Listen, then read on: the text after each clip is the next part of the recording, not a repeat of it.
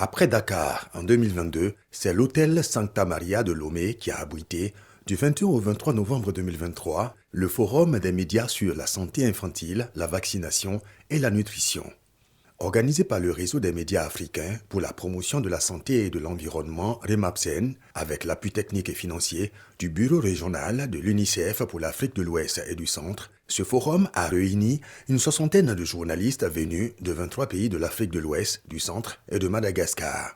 Selon le président du comité exécutif du REMAPSEN, M. Bamba Youssouf, l'organisation de ce forum des médias répond à la volonté du REMAPSEN à s'impliquer davantage dans la promotion de la santé infantile, la vaccination et la nutrition en Afrique. Notre rôle est de relayer. Nous ne créons pas l'information, mais il faut que nous ayons une bonne source. Si nous n'avons pas une bonne source, c'est compliqué. Ça relève de la rumeur. Donc l'UNICEF a mis en place un programme qui va aller donc vraiment, on va parler de santé liée à l'enfant en général. Ensuite, il y a un secteur important lié aux maladies infantiles qui est la vaccination, qui va donc prévenir beaucoup de maladies. Et puis, on a aussi la nutrition qui est aussi un secteur très, très important. Donc, santé infantile, vaccination et nutrition. Vous savez, avec l'avènement de la Covid-19, toutes ces choses-là ont pris du recul. Tout le monde s'est engagé à lutter tellement contre la Covid-19 qu'on a oublié qu'il y a quand même certaines choses qui ne doivent pas être oubliées. À la cérémonie d'ouverture présidée par Mme Yawa Kwengan, ministre de la Communication, des Médias et porte-parole du gouvernement, la représentante résidente de l'UNICEF au Togo, Dr Aïssata Sidibé, s'est félicitée de l'organisation de ce forum des médias qui permettra de renforcer la communication autour de la santé infantile, la vaccination et la nutrition dans nos pays.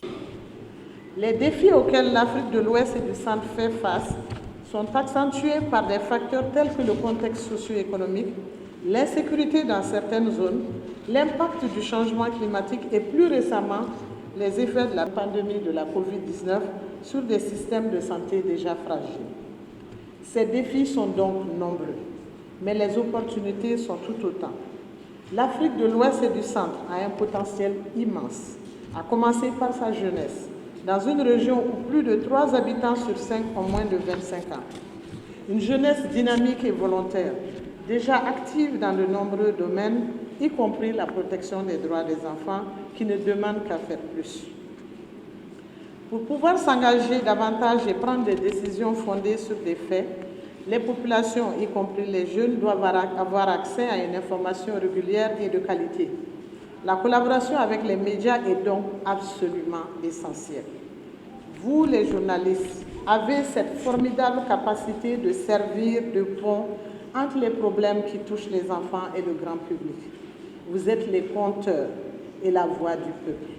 Le rôle que vous pouvez jouer dans l'amélioration de la situation des enfants est inestimable. Voici quelques points de réflexion que Madame la directrice me dit de partager avec vous, soulignant les domaines dans lesquels une collaboration accrue a le pouvoir de faire la différence en faveur des enfants. Dans le domaine de la sensibilisation, nous pouvons fournir aux journalistes des données et des informations précieuses sur l'état de santé et de nutrition des enfants. Vous pouvez à votre tour utiliser vos plateformes pour amplifier ces éléments, garantissant ainsi que le public est conscient non seulement des défis auxquels les enfants sont confrontés, mais aussi des solutions existantes. Pour le plaidoyer, les médias jouent un rôle central pour influencer les décideurs. Grâce à des reportages bien documentés, vous pouvez aider à plaider en faveur des changements dans les politiques qui profitent à la santé et à la nutrition des enfants et suivre les engagements pris par les responsables du bien-être des enfants. Dans le domaine de l'éducation, vous pouvez contribuer à éduquer les parents, les communautés et les soignants sur les meilleures pratiques en matière de santé et de nutrition des enfants. En diffusant des informations exactes, vous aidez à combattre les rumeurs et permettez ainsi aux familles de prendre des décisions éclairées pour leurs enfants. Pour ce qui est du dialogue, les médias peuvent créer des espaces de discussion et de débat ouverts sur des questions de santé et nutrition pour favoriser des solutions innovantes, un engagement communautaire et une compréhension plus large des défis auxquels les enfants sont confrontés. Pour ce qui est enfin des ressources, c'est l'avant-dernier, en mettant en lumière les défis liés à la santé et à la nutrition des enfants, les médias peuvent contribuer à mobiliser le soutien nécessaire de la part des secteurs publics et privés pour des investissements accrus dans des programmes et des initiatives visant à améliorer le bien-être des enfants. Enfin, la narration. Les journalistes ont le pouvoir de raconter des histoires captivantes qui trouvent un écho auprès de leur public. En donnant la parole aux populations et acteurs impliqués, ces histoires peuvent inciter les institutions et les populations à agir en faveur des droits des enfants. Au nom du gouvernement togolais, Madame Yawa Kwingan, ministre de la Communication, des Médias et porte-parole du gouvernement, a traduit toute la satisfaction du chef de l'État, son Excellence M. Faure Essozimna Nyasingbe, de Madame le Premier ministre, son Excellence Victoire Tomega Dogbe, par ailleurs marraine du forum, et de tout le gouvernement du Togo à accueillir ce forum des médias. Elle en a profité pour rappeler le rôle important des médias dans la lutte contre les pandémies en Afrique. Nous l'avons entendu tout à l'heure, la mortalité infantile baisse, mais la vaccination infantile perd du terrain de nos jours. Et plusieurs millions d'enfants africains sont encore exposés à des maladies qui sont pourtant évitables. Dans les zones rurales du continent en particulier, la prégnance de la malnutrition affaiblit également plusieurs millions d'enfants, annihilant leur immunité et les rendant davantage vulnérables à de nombreux périls infectieux. Pourtant, ce n'est pas faute pour la recherche scientifique d'avoir enregistré des progrès dans l'élaboration de vaccins et remèdes. Ce n'est pas non plus faute pour les gouvernements d'avoir pris les dispositions appropriées pour les rendre accessibles aux populations à travers l'organisation de campagnes de vaccination, la mise en place de mécanismes de couverture sanitaire et j'en passe. Monsieur le Président du comité exécutif du réseau des médias africains pour la promotion de la santé et de l'environnement, Mesdames, Messieurs les journalistes et femmes et hommes de médias, c'est là qu'intervient idéalement le connecteur que vous êtes. Posons-nous quelques questions. Combien de vos lecteurs sont éduqués par vos soins sur l'importance de la vaccination comme l'un des moyens les plus efficaces et les moins coûteux de prévenir les maladies? Savent-ils qu'elle joue un rôle crucial dans la réduction de la mortalité infantile? Sont-ils informés que la vaccination incomplète est aussi problématique que l'absence de vaccination parce que la santé ne peut se concevoir partiellement? Vos auditeurs ont-ils appris sur vos ondes que la malnutrition peut entraîner un retard de croissance, une vulnérabilité accrue aux maladies et des déficiences dans le développement cognitif? Savent-ils que la rougeole, la poliomyélite et la tuberculose ne sont plus des fatalités? Est-ce que vos téléspectateurs sont convaincus que la santé infantile, la vaccination et la nutrition sont étroitement liées à la productivité économique et que les enfants en bonne santé ont de meilleures performances scolaires, conduisant à une main-d'œuvre plus qualifiée et plus productive, et aussi que cela reste en lien avec la croissance économique?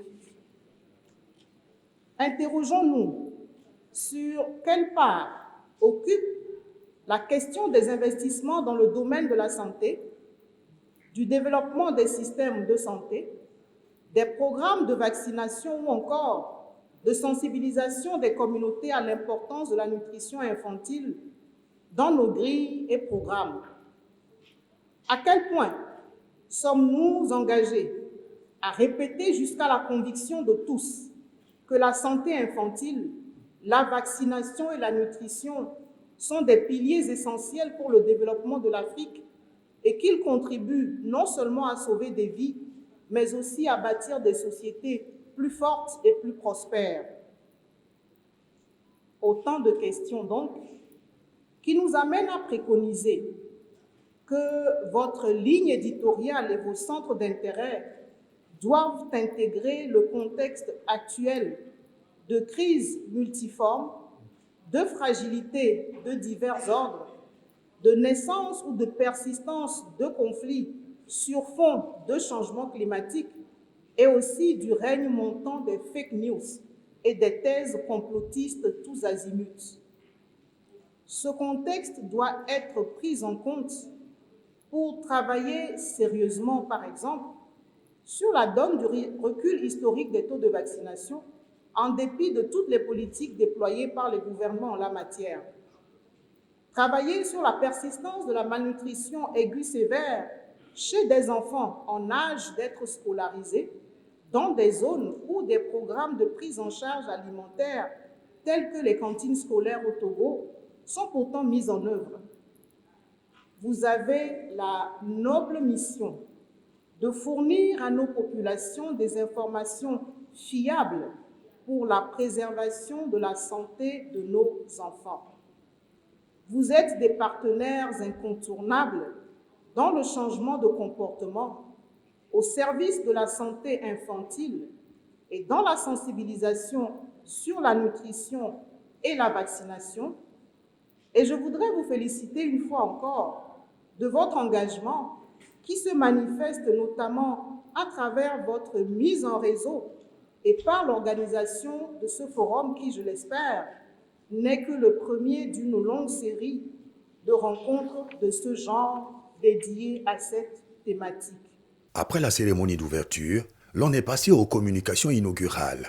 C'est M. Alexandre Boone du bureau régional de l'UNICEF qui a ouvert ce chapitre en entretenant les 60 journalistes sur la situation de la santé infantile en Afrique de l'Ouest et du Centre. Selon l'expert de l'UNICEF, la situation de la santé infantile est très préoccupante à cause de certains facteurs comme l'avènement brutal de la COVID-19 qui mobilise plusieurs ressources au niveau international ainsi que les effets du changement climatique. Tous ces défis, s'ils ne sont pas surmontés au plus vite, deviendront des menaces qui vont compromettre la santé infantile et entraver les efforts conjoints pour réduire la morbidité et la mortalité infantile. L'Afrique de l'Ouest et centrale est confrontée avec encore beaucoup de défis pour pouvoir se rapprocher de ces objectifs de développement durable. Donc on a essayé d'exprimer toute une série de problématiques, de circonstances qui malheureusement affectent et empêchent peut-être certains des pays de se rapprocher de cela. D'une façon générale, les gouvernements sont enclins à vraiment prendre des mesures pour essayer de se rapprocher de ces objectifs de développement durable. Les différentes organisations, les bailleurs de fonds, les Nations Unies sont là pour appuyer les gouvernements pour essayer de se rapprocher autant que possible de ces objectifs de développement durable, particulièrement pour la santé de la mère et de l'enfant et le VIH. Quand on parle de la problématique de la santé de la mère, de la santé néonatale, de la santé de l'enfant en dessous de 5 ans, il y a beaucoup de problématiques qui restent clés à essayer de résoudre. Donc la première, c'est certainement l'offre de soins, mais aussi la demande de soins. Il faut vraiment essayer de stimuler auprès des populations un engagement communautaire pour que la demande de soins vienne des communautés et que les prestataires de soins puissent produire et délivrer en fait des soins de qualité.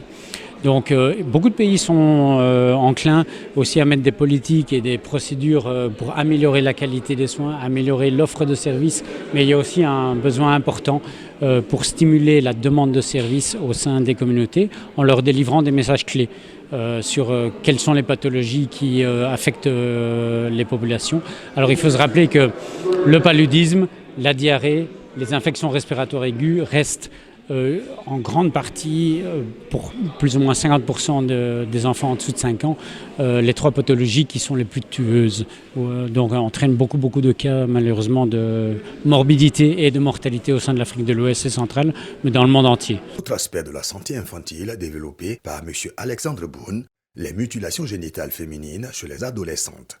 En effet, les sous-régions Afrique de l'Ouest et du Centre enregistrent les tristes records en matière de mutilation génitale féminine chez les enfants. Dans le domaine du VIH pédiatrique, l'Afrique de l'Ouest et du Centre est l'une des zones où les enfants et les adolescents sont les plus infectés par le VIH, juste derrière l'Afrique australe, avec une couverture PTME qui stagne à 60% depuis 2017. Le traitement ARV pour les enfants de 0 à 14 ans est le plus bas dans le monde, situé seulement à 35% du taux de couverture pour 25% de couverture pour le diagnostic précoce infantile. On attend beaucoup de relais des informations que vous glanez ici, transmettre des informations clés, correctes également, essayer d'interpréter peut-être les rumeurs auxquelles vous êtes confrontés, et puis avec l'aide des gouvernements, avec l'aide des différents partenaires, essayer d'analyser ces rumeurs et les transformer en messages positifs. Il faut vraiment qu'on soit dans un message positif. Il y a eu beaucoup de gains. Hein. On a bien sûr alerté par rapport aux problématiques, mais il y a eu beaucoup de gains sur les 10-20 dernières années au niveau surveillance de la mère, de l'enfant, du nouveau-né. Mais il y a beaucoup de choses qui restent à faire pour pouvoir s'approcher des objectifs du développement durable. Et c'est là que les médias peuvent relayer des messages positifs avec des approches qui sont coût-efficaces, qui sont relativement, je ne vais pas dire faciles, mais qui sont accessibles pour la plupart des gouvernements. Succédant à M. Alexandre Boun, le docteur Claude Ngabou a abordé plusieurs questions liées à la santé infantile, à savoir les urgences sanitaires, la prise en charge communautaire et la vaccination. La vaccination dans la zone de l'Afrique de l'Ouest et du Centre a été fortement impactée par plusieurs facteurs pour lesquels nous pouvons également citer l'impact de la Covid-19 qui a eu un rôle majeur dans le ralentissement des couvertures vaccinales qui ont été observées dans la plupart des pays. Il faut reconnaître ici qu'il y a des efforts qui ont été fournis et une certaine amélioration de couverture vaccinale, mais pour un bon nombre de pays, nous n'avons pas encore pu atteindre les résultats escomptés avant la Covid-19. Il est extrêmement important de souligner à ce stade qu'il y a un nombre de pays qui ont encore un nombre assez significatif des enfants que nous appelons zéro dose. C'est des enfants qui n'ont jamais été en contact avec la vaccination. Et ça, c'est extrêmement important de pouvoir le souligner. Au-delà de ça, lorsque les enfants reçoivent la vaccination, il y a parfois d'autres qui sortent de la vaccination ou qui sont perdus, qui n'arrivent pas à achever leur vaccination. Et ce lot-là, complété au nombre d'enfants zéro dose, constitue une masse assez importante qu'on note dans notre région qui impacte justement les couvertures vaccinales et bien entendu l'immunité de ces enfants-là. 1,6 million d'enfants de moins de 5 ans souffrent d'émaciation sévère en Afrique de l'Ouest et du Centre. La malnutrition des enfants africains demeure un problème d'actualité que les médias doivent adresser, a-t-il conclu. Toujours dans le cadre de la santé infantile, M. Kwadiodé Komlan, spécialiste en nutrition au bureau de l'UNICEF au Togo, a communiqué sur le thème « La nutrition des enfants en Afrique de l'Ouest et du Centre ». L'orateur a expliqué aux participants l'état de la nutrition qui se répartit en trio éléments, l'apport en nutrition, les besoins en nutriments et la capacité du corps à digérer, absorber et utiliser les nutriments. Concernant la malnutrition, M. Kwadiodé a instruit les journalistes sur les différents types de malnutrition, à savoir la malnutrition aiguë, la malnutrition chronique et les carences en nutriments. Chez l'enfant, nous avons par exemple la malnutrition aiguë, ce que nous appelons souvent dans notre jargon l'émaciation. C'est-à-dire que cet enfant-là, quand vous prenez sa taille, en fait son poids est faible par rapport à sa taille. Alors, en dehors de cette malnutrition, il y a ce que nous appelons la malnutrition chronique, ou bien le retard de croissance. Alors, le retard de croissance, c'est que l'enfant a une taille qui est plus petite par rapport à son âge. Toujours concernant la nutrition et la vaccination, Mme Somogère de l'ONG Plan International a présenté les actions menées par cette ONG internationale dans une communication intitulée « Vivre sans nourriture et sans vaccin, le combat des enfants en zone de crise, la presse peut ». Après une brève présentation de l'ONG internationale, Mme Somo a rappelé l'évolution des crises et leurs conséquences sur la vie des enfants et des jeunes filles, non sans énumérer quelques chiffres marquants, avant de lancer un appel pressant aux médias. Au terme de ces 3 jours d'intenses travaux, les participants ont adressé une motion de remerciement aux autorités du Togo et à l'UNICEF avant de faire quelques recommandations. Les 60 participants issus des 23 pays d'Afrique ont formulé les recommandations suivantes. Aux États africains, le Forum recommande d'impliquer les coordinations nationales du REMAPSEN dans l'élaboration et la mise en œuvre des stratégies nationales et les plans d'action opérationnels de lutte contre les maladies infantiles, de promotion de la vaccination et de la nutrition. D'impliquer les coordinations nationales du REMAPSEN dans l'élaboration des plans de communication pour assurer une meilleure promotion de la santé infantile, la vaccination et la nutrition. Aux organismes sous-régionaux, régionaux et internationaux et autres partenaires, le Forum recommande d'appuyer les REMAPSEN dans la promotion de la santé infantile, la vaccination et la nutrition en l'impliquant dans toutes les initiatives sous-régionales, régionales et internationales en la matière. Au bureau régional de l'UNICEF pour l'Afrique de l'Ouest et du Centre, les forums recommandent de faciliter la mise en place des mécanismes de collaboration et d'action entre les bureaux pays de l'UNICEF et les coordinations pays du REMAPSEN. Au bureau pays de l'UNICEF, le forum recommande d'assister les membres du REMAPSEN pays dans la recherche des personnes ressources pour la production médiatique sur la santé infantile, la vaccination et la nutrition, d'associer les coordinations du REMAPSEN aux activités des bureaux pays de l'UNICEF. Au comité exécutif du REMAPSEN, le forum recommande de créer des conditions idoines pour le suivi de la mise en œuvre des recommandations du présent forum, de veiller à ce que les membres du REMAPSEN fassent régulièrement des productions médiatiques sur les thèmes de la promotion de la santé infantile, la vaccination et la nutrition, d'organiser d'autres rencontres de formation et de renforcement des capacités médias de la région sur ces thématiques, de documenter toutes les publications de presse et des bonnes pratiques en matière de santé infantile, de vaccination et de nutrition.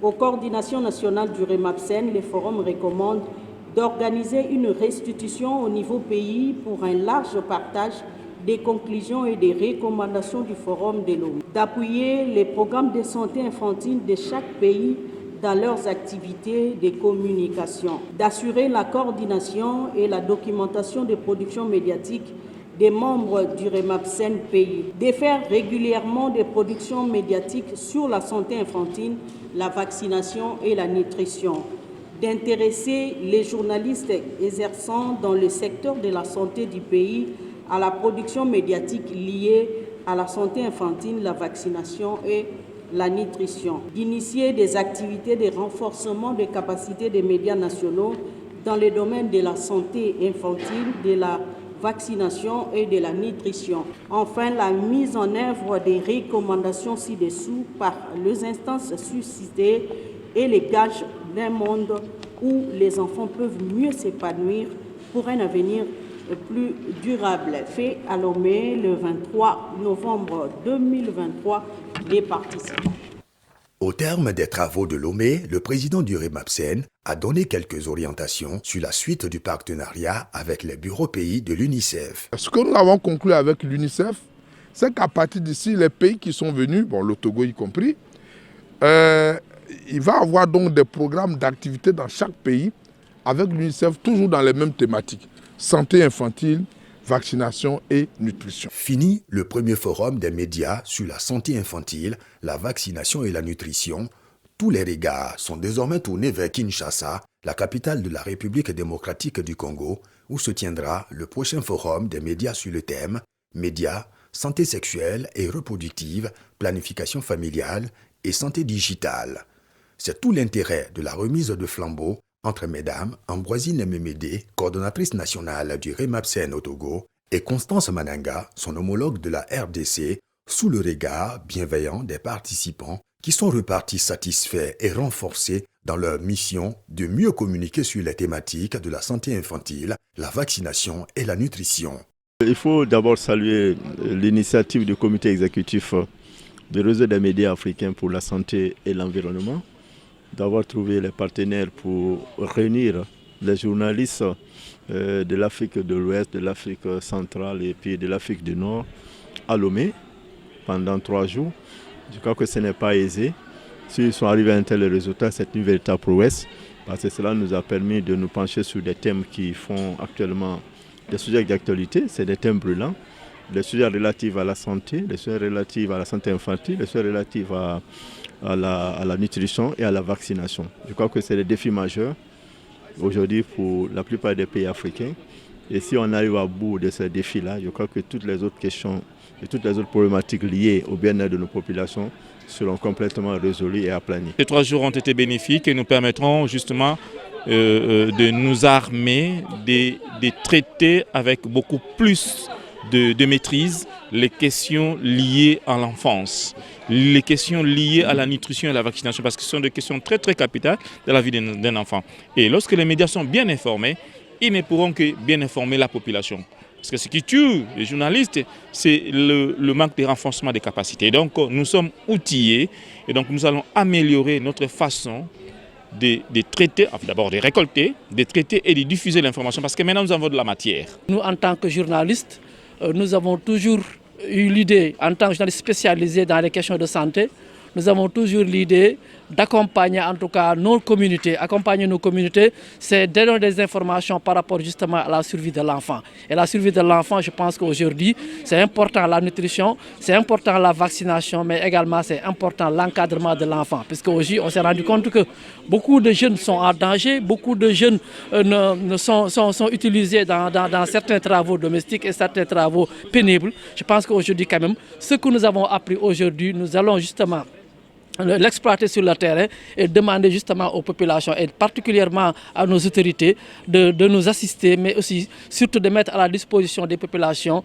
des vaccins, des intrants pour que les enfants puissent être vaccinés. Mais également aussi à l'endroit de la communauté, demander aux mères de famille, demander aux gardiens d'enfants quand même d'adhérer justement à cette vaccination qui peut sauver en tout cas beaucoup de vies. Puisqu'on s'est rendu compte que durant les travaux, qu'il y a beaucoup d'épidémies qui sont évitables à partir de la vaccination. Donc aujourd'hui, quand même, si on respecte la vaccination, le calendrier vaccinal, je pense qu'aujourd'hui, quand même, beaucoup d'enfants vont survivre au-delà de 5.